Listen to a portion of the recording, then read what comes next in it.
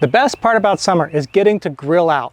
But if you're anything like me, as much as you want to use charcoal grills, you end up preferring the convenience and speed of propane. This is the Masterbuilt AutoIgnite 545, and it promises to be a charcoal grill on easy mode, almost as good and as fast as using propane with the flavor of charcoal. And if you know the trick that's not found in the instructions, it really is all that and more.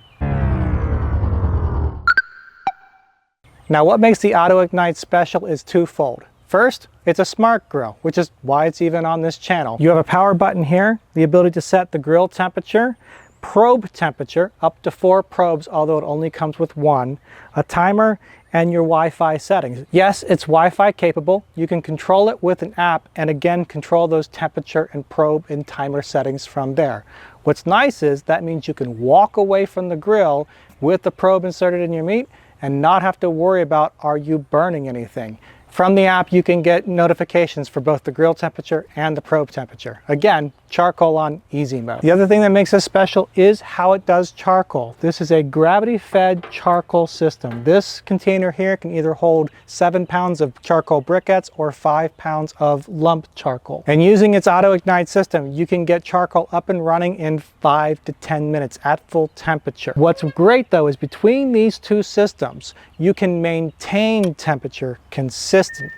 If you ask for 450 degrees, it will stick there. Even when you open this up and you lose some of that temperature, when you drop it down, it'll immediately kick on its fans that are built in to get the flames back up and up to temperature. On top of that, this lid here acts as a searing grill plate, and it is removable should you so desire. Now, you might be tempted to skip the pre-seasoning directions, and you should not. I did skip it because we just wanted to start cooking with the thing, and immediately we started getting rust issues you can see in some of my footage.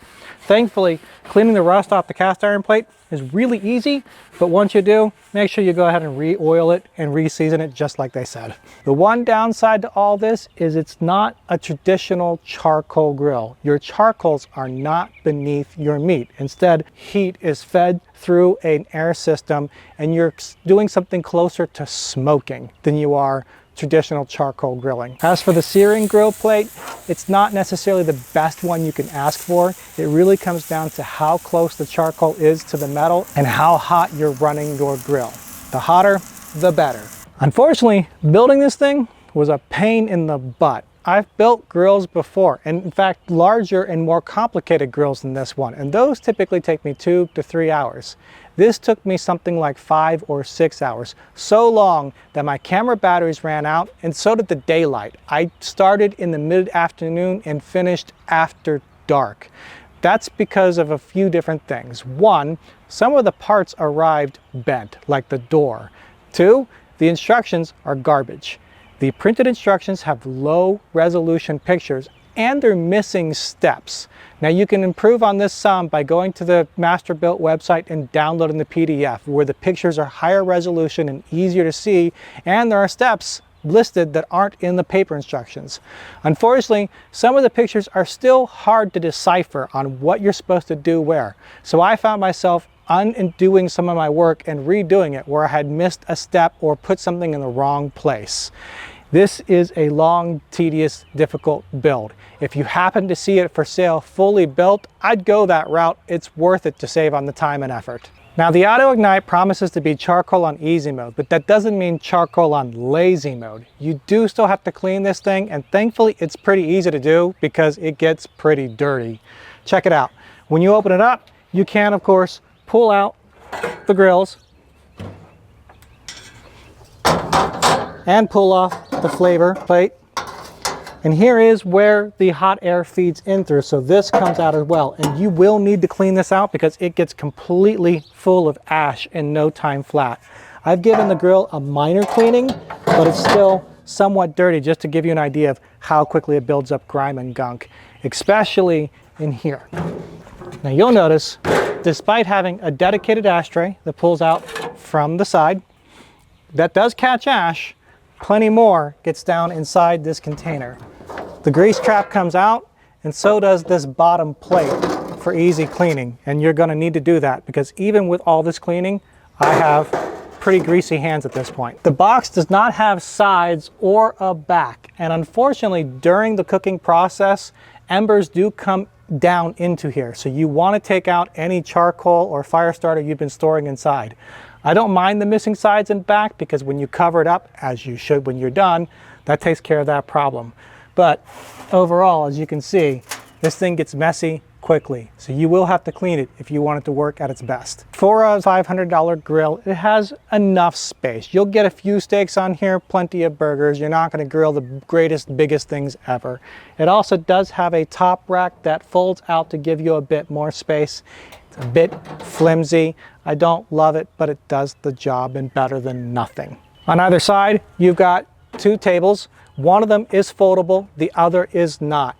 They don't have any sort of heat built in, so they're just for placing things down in storage.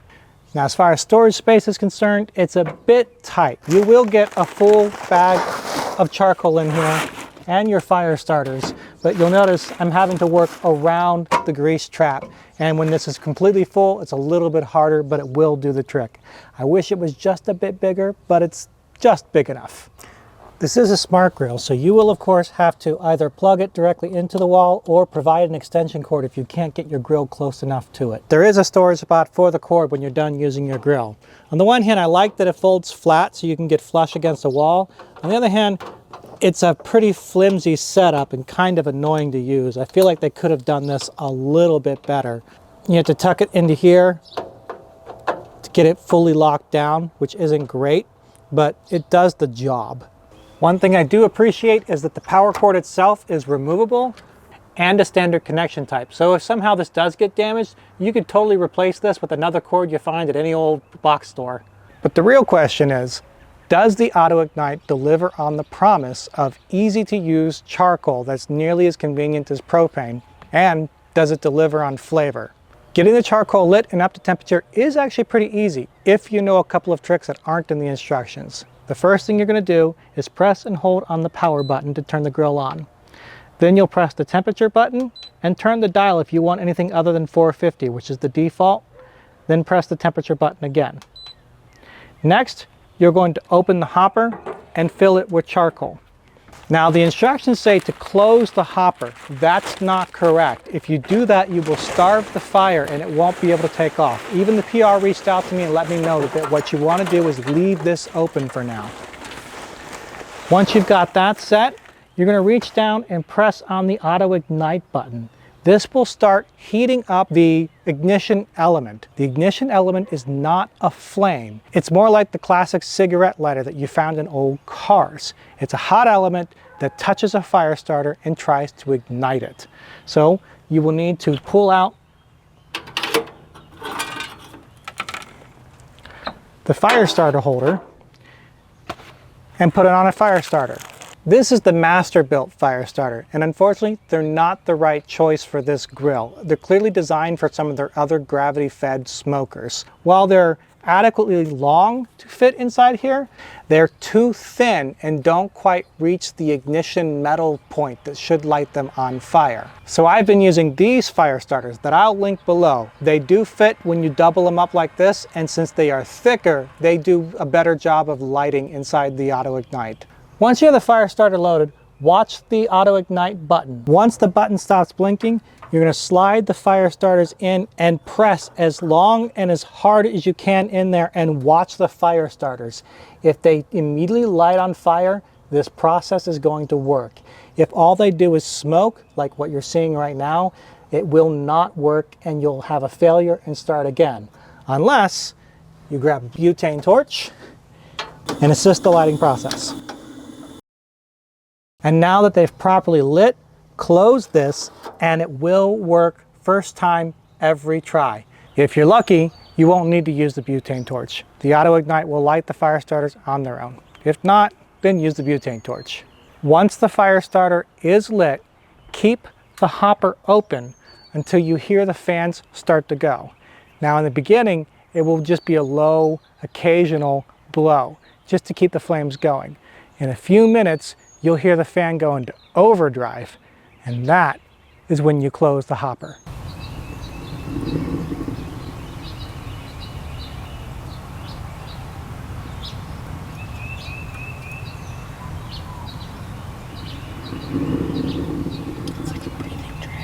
isn't it?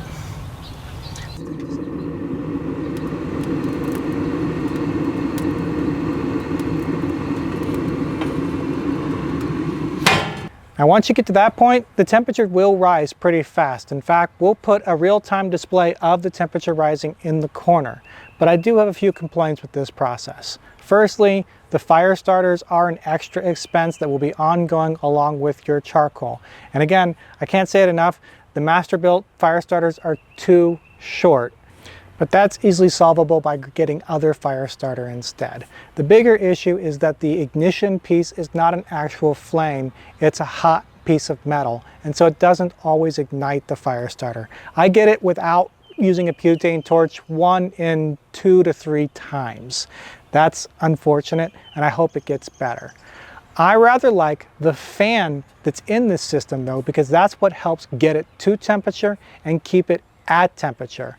The only problem is it doesn't start soon enough. It's a long time of just giving occasional breaths to the flame to get it kicked up before it really starts running the fan. And that's why if you don't get a fully lit fire starter, it doesn't work. By the time that fan really starts rolling air in, a just smoking fire starter will be completely out and you'll lose everything and have to start over.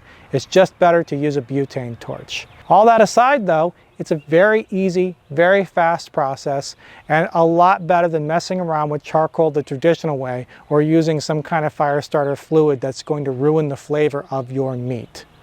Speaking of flavor, I'm really happy with the results, and so is my family. We've been cooking out with this grill a lot more than we probably should and a lot more than it's probably healthy, but can you blame us?